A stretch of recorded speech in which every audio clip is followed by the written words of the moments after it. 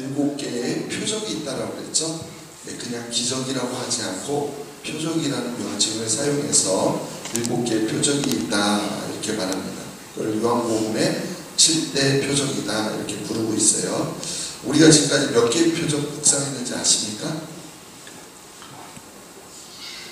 두 개를 나눴어요. 2장에서 포도주를 물로 바꾸는 기적이 아니라 뭐라고요? 표적. 그리고 우리가 직전에 바로 4장 마지막에 왕의 신하의 아들을 고치시는 표적, 이렇게 2가지였죠. 이 2가지 표적은 모두 갈릴리 지역 가나에서 일어났습니다. 그리고 우리는 이 2가지 사건을 통해서 보고 믿는 신앙에서 이제는 보지 않고도 믿는 신앙으로 발전하는 그런 믿음의 진보를 우리가 살펴볼 수 있었었죠. 하나님께서 우리에게 기대하는 신앙, 하나님께서 우리에게 기대하는 믿음, 어떤 걸까요? 눈에 보여주고 손에 잡혀주어야만 믿는 그런 믿음이 아니라 하나님의 말씀 그대로 이루어질 것을 믿는 믿음을 우리에게 기대하십니다. 아멘. 하나님의 말씀, 하나님 살아계시고 그렇다면 하나님의 말씀도 지금도 살아 역사하신다는 것을 믿습니까? 아멘. 그 말씀이 그대로 이루어질 줄 믿는 것이 믿음이다. 그리고 그렇게 우리가 말씀을 믿으면 표적이 나타난다는 사실이었죠. 자, 오늘 5장에 들어와서요. 예수님께서 행하신 이제 3번째 표적이 기록되어 있습니다. 먼저 오늘 본문 1절에서 4절까지 다시 한번 읽어볼게요. 그 후에 유대인의 명절이 되어 예수께서 예루살렘에 올라가시니라.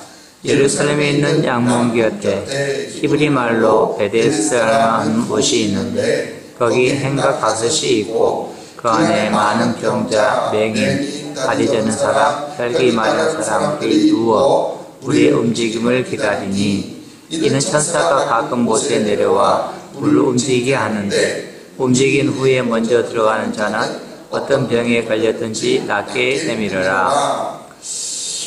예수님은요, 명절 되면 예루살렘으로 올라가셨어요. 당시 유대인 남자들은요 1년에 3번 절기가 3대 절기였죠. 3번 있었죠. 유월절과 맥주절과 초막절. 또 유월절 다른 말로 무교절이라고도 하고요. 맥주절을 다른 말로 7.7절, 오순절. 오순절. 그리고 또 초막절을 수장절. 수장절. 그리고 초막절과 같은 말로 초막, 장막, 장막절 이렇게 명칭이 여러 개 있어서 성경에 이제 이 명칭들이 번갈아가면서 기록되어 있어가지고 혼동이 되는데 3개 절기예요. 3대 절기. 예루살렘에 올라가서 이렇게 명절을 지켰어요. 지난번에는 6월절에 예루살렘에 올라가셨어요. 그리고 예루살렘에서 예수님 니고데모를 만났었죠. 오늘 본문에 나오는 명절은 어떤 명절인지는 정확하게 모르지만 아마도 이제 그 다음이니까 맥주절이었을 것으로 여겨집니다. 그리고 예루살렘 성에는요 여러 문들이 있는데 오늘 예수님은요 어느 문을 통해서 들어가시냐면은 양문, 그러니까 양의 문으로 들어가고 계세요. 아마도 이 문을 통해서 성전에서 제물로 사용되어질 양들이 들어갔기 때문에 그래서 양의 문이다, 양문이다 이렇게 불렸던 것으로 여겨집니다. 우리가 느헤미야 이제 새벽기도 이제 내일부터 느헤미야 들어가는데요. 느헤미야 3장을 읽어보면 이스라엘 사람들이 바벨론 포로 생활을 마치고 귀환해서 이제 3차 기간이죠. 2차 기간이 에스라였고 이제 3차 기간이 느헤미야인데 느헤미야와 함께 3차 기간을 해서 이제 성전이 아니라 성벽 재건 공사를 하게 되는데 그때 어디서부터 공사하냐면은 바로 이 양문에서부터 공사가 시작돼요. 말하자면은 이 양문이라는 것은 성벽 공사 시작이 거기서부터 됐다는 건 예루살렘 성벽의 기준이다라는 것이죠. 그리고 예수님이 이제 우리 요한복음 묵상하고 있는데요. 요한복음 10장에 가서 보면은 여기 요한복음에는 7대 표적만 있는 게 아니라 예수님이 자기 자신에 대해서 7개의 선언이 있어요. 7개의 7대 자기 선언이 있거든요. 그 중에서 나는 양의 문이라 FOM이라고 우리가 말씀을 나눴었는데 나는 양인문이다 이렇게 말씀하셨을 때 바로 이 문을 염두에 두고 말씀하신 거예요. 양이 드나드는 문이다. 하나님 앞에 있을 때 불러드리는 양이 드나드는 문이다. 아무튼 이 양문을 통해서 들어가면 뭐가 있다라고 나오고 있죠? 베데스다라고 하는 이름의 조그만 못이, 연못이에요. 연못을 말해요. 연못을 만나게 됩니다. 그리고 여기에 행각이 5개가 있었는데 그 행각 5개 이렇게 사람이 쉴 수 있도록 이렇게 햇빛을 받고 있는 그런 곳인데요. 우리나라로 말하면 모접 정도 이렇게 생각하면 될 텐데 그 안에 누가 있어요? 병자. 병자들이 있다라고 말해요. 그들 중에 3절을 보면 맹인, 다리 젖은 사람, 혈기 많은 사람들이 언급되어 있죠. 이들의 공통점이 뭘까요? 움직이지 못한다. 불치병이에요. 불치병. 그런 불치병을 앓고 있는 사람들이라는 겁니다. 이외에도 당시의 의학으로는 치료가 불가능한 그런 불치병을 가지고 있었던 많은 사람들이 이 5개의 행각에 가득 누워 있었다는 거예요. 그렇다면 왜 그 많은 병자들이 왜 하필 그 누각에 행각에 와 있었을까요? 그래서 오늘 본문을 보니까 그 이유를 가로를 통해서 설명하고 있어요. 성경에서 이렇게 가로로 표시하고 있는 것은 가장 오래된 사본에는 없는 내용이에요. 없는 내용. 그래서 나중에 다른 사본에는 있는데 오래된 사본이 없을 때는 가로로 넣었어요. 그 이유가 뭐냐면 원래는 없는 원래 본에는 없는데 나중에 후대에 독자들을 위해서 그 이유를 설명하기 위해서 첨가된 것으로 보여요. 그런 것들은 이렇게 가로로 해서 넣어놓습니다. 그래도 하나님의 말씀으로 기록되어 있으니까 하나님의 말씀이죠. 자, 그 말씀에 따르면 왜 사람들이 그게 많이 모여있냐? 가끔씩 연못이 바닥에서부터 물이 솟아나는데요. 사람들은 그것을 천사가 물을 움직이게 한 것이다 이렇게 생각하여서 그래서 그때 가장 먼저 들어가는 사람은 어떤 병이든 낫게 될 것이라는 그런 믿음을 가지고 있었기 때문이라는 겁니다. 아마도 그 연못이 어떤 연못이냐 이제 가끔씩 물이 동이다 옛날 성경 동이다 움직이는 것이 뭐냐면은 간헐천으로 이렇게 여겨집니다. 자, 그리고 병을 고쳐진다고 하는 사실은 실제로 확인된 것은 아니에요. 그렇다고 하더라. 바로 그런 말만 믿고 온 많은 병자들이 거기에서 대기하고 있었다는 겁니다. 그러니까 지금으로 말하자면 100% 미신이에요. 미신. 물이 움직인다고 해서 제일 먼저 들어간 사람이 낫게 된다는 거. 그게 어디에 있는 겁니까? 그러나 물에 빠진 사람이 지푸라기라도 잡고 싶은 그러한 심정으로 그들은 그 말에 필사적으로 그 자리를 지키고 있는 거예요. 그리고 그 이름이 베데스다 이렇게 되어 있는데요. 베데스다는 벳하고 헤세드 합성어예요. 벳, 헤세드. 이걸 베데스다라고 이렇게 음역해 놨는데요. 벳은 집이란 뜻이고요. 베들레헴 때 벳도 집이란 뜻이죠. 그리고 헤세드는 우리가 알고 있는 은혜, 자비라는 뜻이에요. 은혜, 자비. 그럼 베데스다 무슨 뜻이죠? 은혜의 집, 자비의 집 이런 뜻이에요. 양문을 통해서 성전에 드나들던 마음씨 좋은 사람들이 여기 수많은 병자들이 있다고 했잖아요. 병자들을 보고서 동정을 베풀었기 때문에 아마 그런 이름이 붙여진 것 같아요. 그러니까 병자들 입장에서는요, 어쨌든 일석이조죠.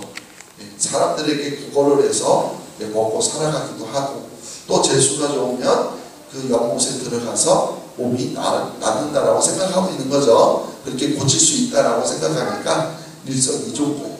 그러다 보니까 바로 그 5행각에 정말 많은 사람들, 또 병자들이 모이게 되었다는 거.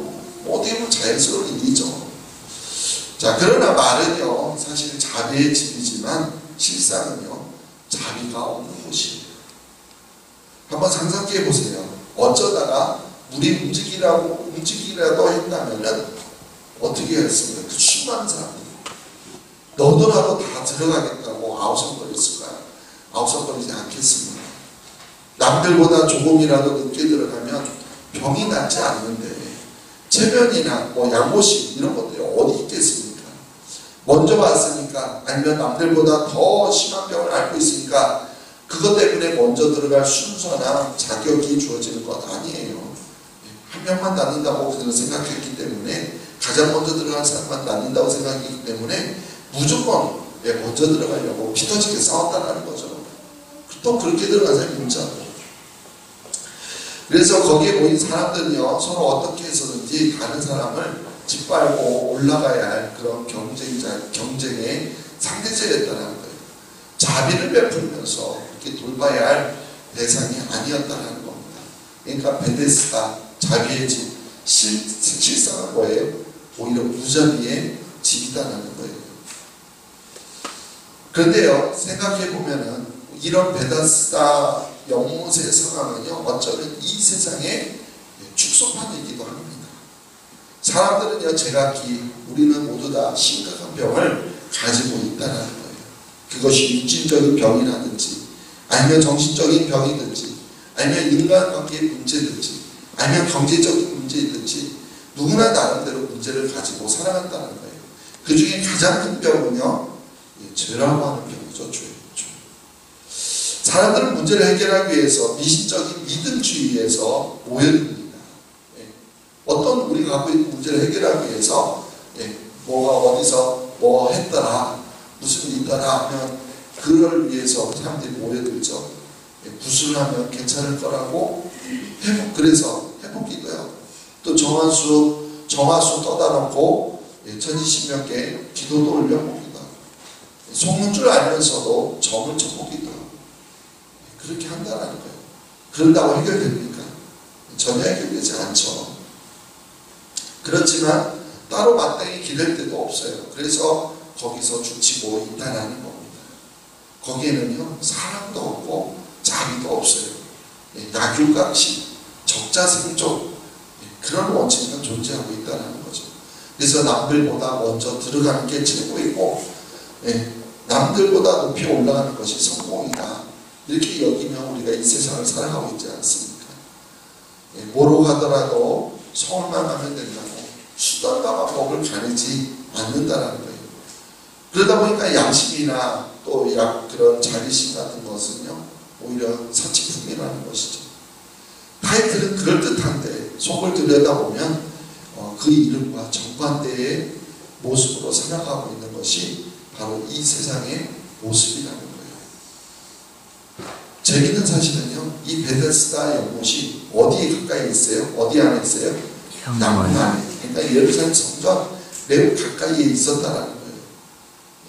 예루살렘 성문, 성벽에 있는 양문 안에 있고 성전에 매우 가깝습니다. 유대교 신앙의 중심지 예루살렘 성전 바로 옆에 이런 미신이 버젓이 자리 잡고 있는데도요, 아무도 그들의 잘못된 믿음을 바로잡으려고 하지 않았다는 거예요. 그냥 방치하고 있었다는 거예요. 왜냐하면요, 그들이 가지고 있었던 유대교로는 그 문제를 해결할 수 없었기 때문이에요. 어떤 학자들은 그래서 이 다섯 행각을 모세오경으로 이렇게 상징한다고 말하기도 해요. 굳이 그런 주장을 따르지 않더라도 이 유대교라는 율법주의로서는 우리의 인간의 근본적인 문제들을 해결하지 못한다는 것은 분명한 사실이죠. 율법주의로는요, 병든 자들을 고칠 수가 없어요. 아니요, 오히려 율법주의자들은요, 병을 고치는 데 관심을 갖고 있지 않아요. 오히려 병자들을 정죄하는데, 죄인으로 정죄하는데 더 율법은 관심이 있다는 것이죠. 그래서 병에 걸리게 되면 병에 걸린 사람은요, 죄를 지었기 때문에 병에 걸렸다. 그게 율법 아닙니까? 결국 그런 것들은 병자들을 치유하기는커녕 오히려 더 그들을 절망 가운데 빠지게 하죠. 결국 이런 율법주의 신앙, 이런 신앙으로는요, 우리 인간에게 자유와 또 해방과 구원을 주지 못한다는 거예요. 사람들이 그러다 보니까 더욱더 미신에 빠지게 되는 거고요. 유대교는 안 되니까 어떤 다른 방법으로 병을 나을 수 있지 않을까, 더 다른 것에 의지하게 된다는 거예요. 근데 바로 이러한 현장 속에 누가 오신 거예요? 예수님이 등장하신 거예요. 그리고 예수님이 바로 그 인생의 근본적인 문제를 해결해 주시는 거예요. 우리 5절에서 9절 말씀 읽어볼게요. 예수께서 그 누운 것을 보시고 병이 벌써 오래된 줄 아시고 이르시되 내가 나고자 하느냐? 병자가 대답하여 주여 우리 움직일 때 나를 못에 넣어주는 사람이 없어 내가 가는 동안에 다른 사람이 먼저 내려가나이다. 예수께서 이르시되 일어나 내 자리를 들고 걸어가라 하시니 그 사람이 곧 나와서 자리를 들고 걸어가니라. 이날은 안식일이니. 아멘. 거기에 38년 동안이나 병들어 고통을 당하고 있던 사람이 누워 있습니다. 예수님은 수많은 병자들, 이 5 행각에 수많은 병자들이 있다고 했는데 유독 그 사람을 주목하셨어요. 왜 그랬을까요? 우리 속담에요, 10년 병수발에 효자 없다, 이런 말이 있죠. 아무리 효심이 깊은 자녀들이라도 한두 해도 아니고 10년 이상 병수발을 드는 것은 거의 불가능하다, 이런 이야기 아니겠습니까?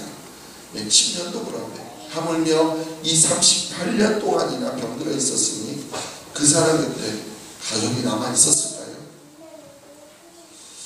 만약 이 사람이 38년 동안 베다스다 연못 행각에 자리를 잡고 있었다면 아마도 거기에서 최장수 병자였을지도 모릅니다. 가족들에게 버려진 채 병을 고치지도 못하고 또 거기에서 구걸하면서 누워서 죽지도 못하고 그렇게 평생을 지내왔을 거예요. 아마 예수님이 그 사람을 주목한 것은요, 이처럼 그 사람이 아마 가장 절망적인 상황에 놓여 있었기 때문이었을 겁니다. 그래서 6절을 보면 병이 벌써 오래된 줄 아시고 이렇게 말하고 있죠. 그러니까 예수님은요 알고 계셨던 거예요. 그래서 그에게 다양하셨습니다. 이처럼 예수님은요 항상 이렇게 병든 자들, 그리고 낮은 자들, 작은 자들에게 관심이 있다는 거예요. 세상은 반대잖아요. 높은 사람, 힘 있는 사람, 멋있는 사람, 능력 있는 사람, 그런 사람들에게 세상은 눈을 돌려요. 그러나 예수님은 오히려 가장 낮은 사람, 가장 약한 사람, 가장 초라한 사람에게 관심이 있으시다는 겁니다. 자, 예수님께서 38년 된 병자에게 뭐라고 물어보시죠? 내가 낫고자 하느냐? 내가 낫고자 하느냐? 그때 그 사람이 뭐라고 대답합니까? 7절에 있죠? 주여 우리 움직일 때 나를 물에 넣어주는 사람이 없어 내가 가는 동안에 다른 사람이 먼저 내려가나이다.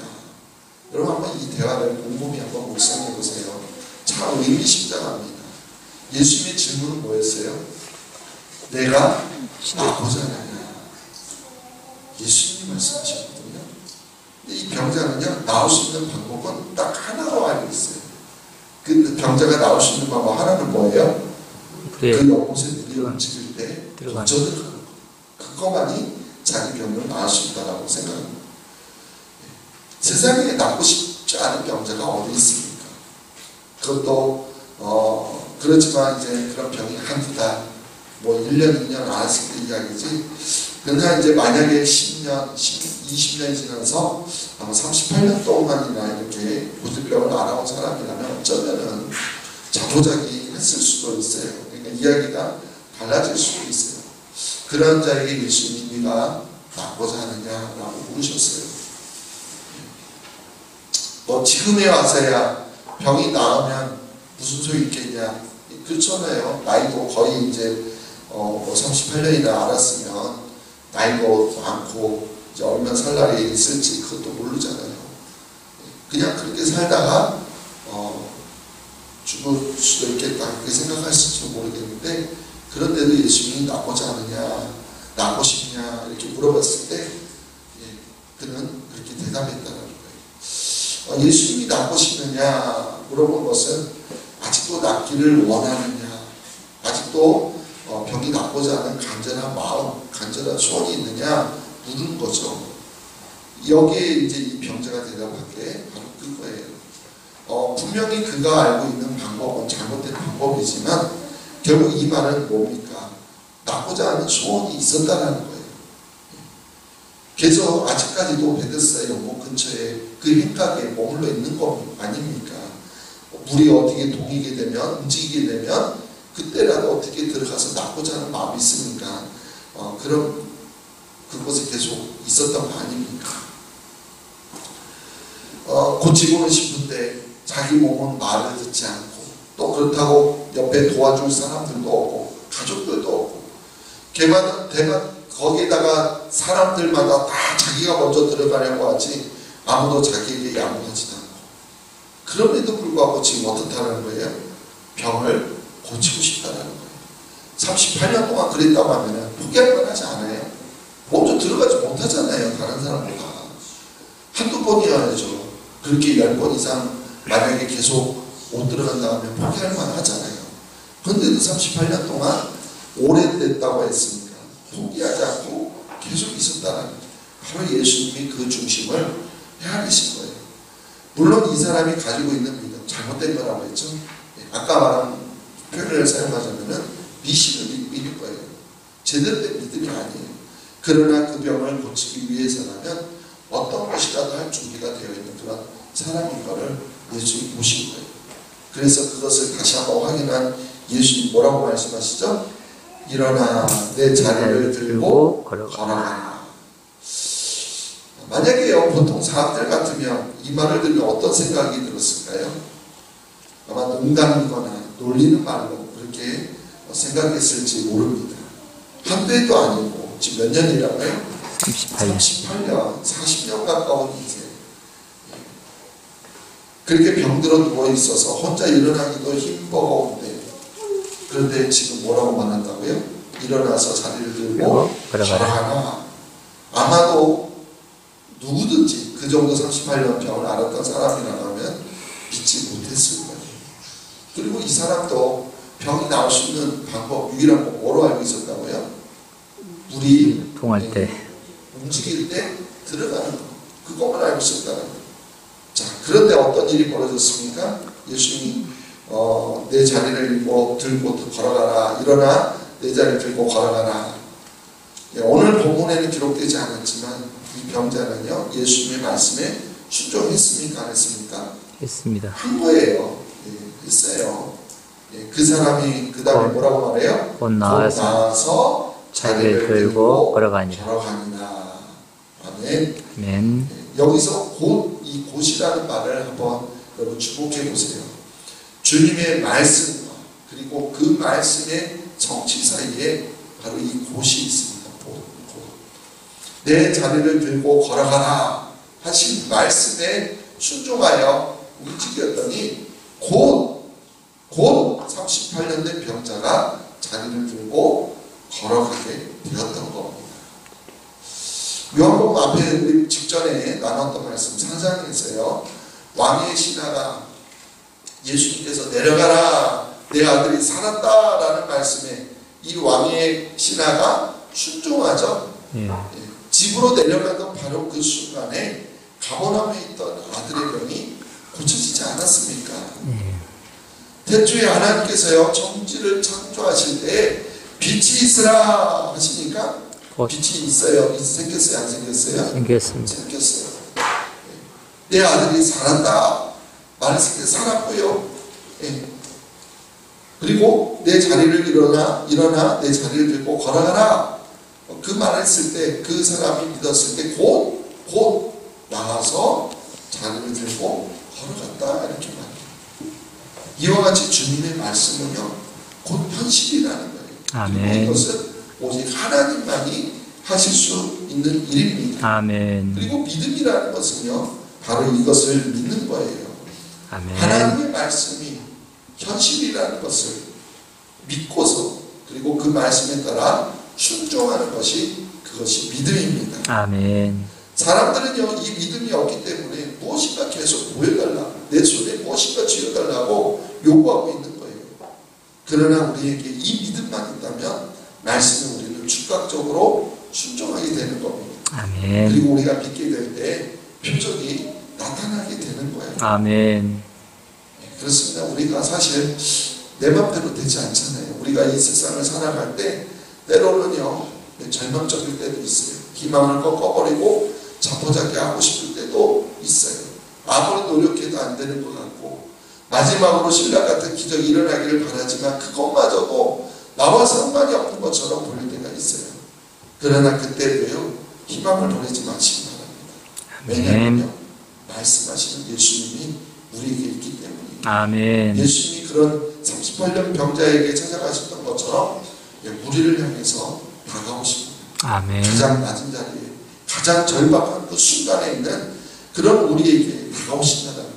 그리고 우리에게 말씀하십니다. 아멘. 그때요 주님이 말씀하실 때 그때 믿음으로 그 말씀에 순종하면 그 말씀이 사실대로 이루어질 것을 믿으면 바로 그 문제가 해결될 줄로 믿습니다. 아멘. 아무리 불가능해 보인다고 하더라도 아무리 오래된 회복은 문제라고 하더라도 또 과거에 아무리 우리가 실패한 경험이 있다고 하더라도 우리 주님께서는 해결하지 못한 문제가 없습니다. 아멘. 38년 된 병자도 고침을 받지 않았습니다.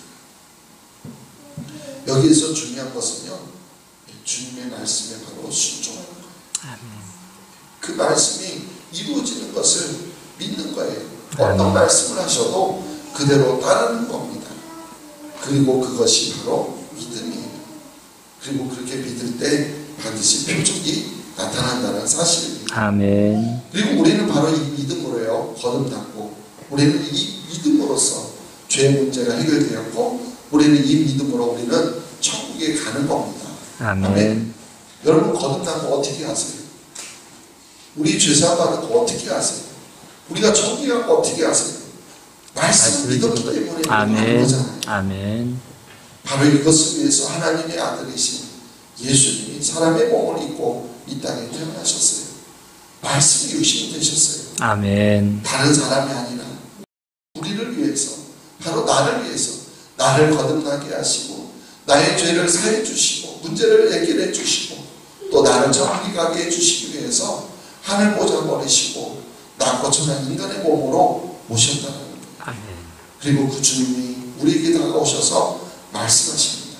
우리는 그 예수님을 붙잡아야 돼요. 아멘. 미신을 따라가지 마세요. 지금도 내 기준으로 신앙하는 거 그렇게 신앙해서 안 됩니다. 말씀대로 이루어질 것을 믿고 예수님을 붙잡고 예수님을 따라가셔야 됩니다. 아멘. 이 예수님을 붙잡아야 돼요. 예수님에게만 구원이 있고 아멘. 영생이 있습니다. 아멘. 그래서 예수님으로 인해서 우리의 인생의 모든 근본적인 문제가 해결되는 그런 놀라운 은혜가 있게 되기를 간절히 주님의 이름으로 축원합니다. 아멘. 아멘.